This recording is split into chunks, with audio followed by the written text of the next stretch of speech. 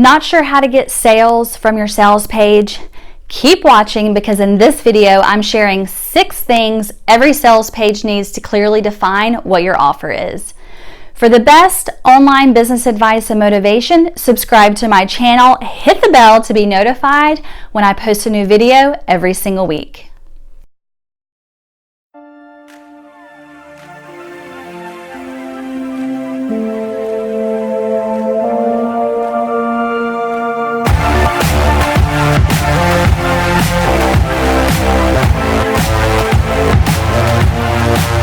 You have an amazing product or offer, the sales page is up and ready to go, and then you hear crickets. Is there so much information on your sales page, they might be missing the most important benefit of your product? Here are 6 ways to present an offer that is clear, strong, and uncluttered. Creating a good-looking sales page to actually make sales is the first step, but it isn't the only step. We need to make sure that your offer is clearly defined and attracting clients like a fly to honey. I'm Heather Elise, owner of Design Your Life. I help female coaches and entrepreneurs launch their online businesses, and I share these tips with my one-on-one clients to help them build out sales pages that actually make sales. And now it's your turn. Step 1 is the FAQ section. Don't just do this blindly. Without a clear idea of what you're trying to accomplish, do this to address the most commonly asked questions about the product that might answer your potential buyers' most burning questions, fears, or desires. Questions to consider addressing are how it's delivered, the refund policy, the licensing terms, and anything specific that your purchaser will want to know or has emailed you about in the past before making the decision to purchase. The question to ask yourself is, will knowing the answer to this make my visitor more confident in purchasing my product? That being said, don't clutter your FAQ section with too much information. Instead, address objections and questions you have already received about the offer. Think of your FAQ section as a handy, quick reference rather than some ginormous information archive. If you stick to questions you've been asked in the past, you can easily accomplish this goal. Some information you should just consider putting right there on your sales page, for example, is if you've had complaints in the past that purchasers didn't know that your product was only compatible with Apple, then you need to put right there in the FAQ section that this product is only compatible with Apple. To recap, your FAQ section should address answers to questions you've received in the past, facts that clear up points of confusion, and facts that help your visitors reach the buying decision with confidence. Number 2 is to put real content in your sales page. Resist the urge to go for cliche or trendy sales message phrases. Resist the urge to stuff it with keywords and then make your content try to fit. Understand that the story has to be there. Your client's story, even if it only fits into a sentence or 2.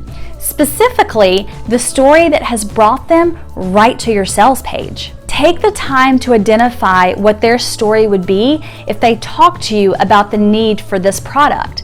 Ask them. Explore comments on blogs, social media, and in forums. Send out polls and surveys to get the commonly repeated frustrations. Relevance is key, so don't be afraid to take time to explore and check for this. Sales pages should never be written in a rush. They don't have to be long, but they do need to have real content, relatable, specific. Number 3, remember to tap into emotion. You may think your particular visitor is only interested in feature and facts. But remember, even when a customer is purchasing something as feature-driven as electronics or cars, it's the emotion that all good advertisers tap into. These sales ads address questions like, what does this car represent? How does it make them feel? Who purchases this car? Males or females? Single people? Families? What will they use it for? And electronic ads reflect similar questions and answers.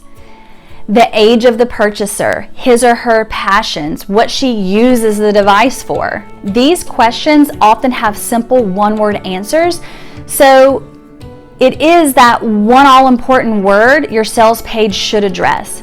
For example, the most common answer to "what does this car represent?" is freedom or adventure. Watch the next dozen car ads or so on television and see if you can identify to the emotional stance that they're putting in the pitch. Pick the emotion you think your ideal visitor is operating from and focus your entire message on that feeling. So make sure you identify the right emotion so you can use this knowledge to tap into your sales copy, bullet points, images, and especially your headline. Comment below and tell me what emotion you want your program or offer to evoke into your potential clients. Number 4, remove any unnecessary elements. Nowadays, many coaches and online entrepreneurs create their own sales page, as the ads say, in minutes. If you've paid attention to the last few points, you will have done the research and taken the time to ask yourself the right questions before writing your copy.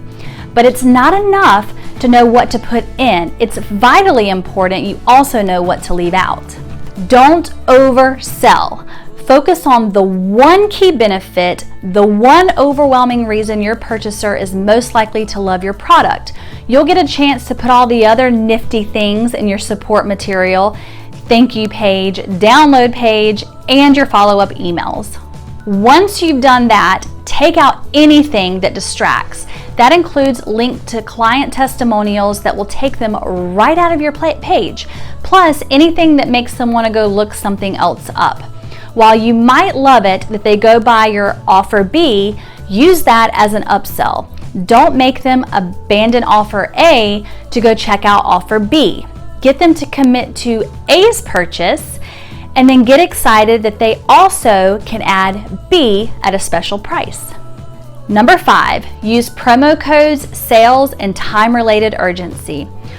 Older offers make wonderful new ones, adding a discounted companion one-time only offer, but don't automatically put OTOs on the sales page itself. Stop to consider if it might be better on the checkout page of your shopping cart. The psychology of this is simple. It distracts on the sales page, but is more likely to be picked up when the customer is already in the actual purchase process. This is where you really do experience the phenomenon of customers feeling delighted that there is something more to buy. Knowing there is a time limit on a discount or even on a product's availability increases purchase odds even more.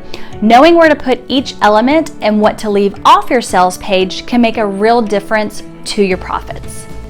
Okay, that was a lot to take in. So here's a much simpler strategy you really can try right now.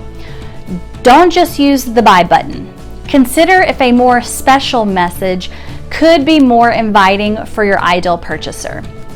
For example, if you have several competitors, but you are the only one offering a series of payments for a high, big ticket item, your sales button could say, "Buy now, pay later."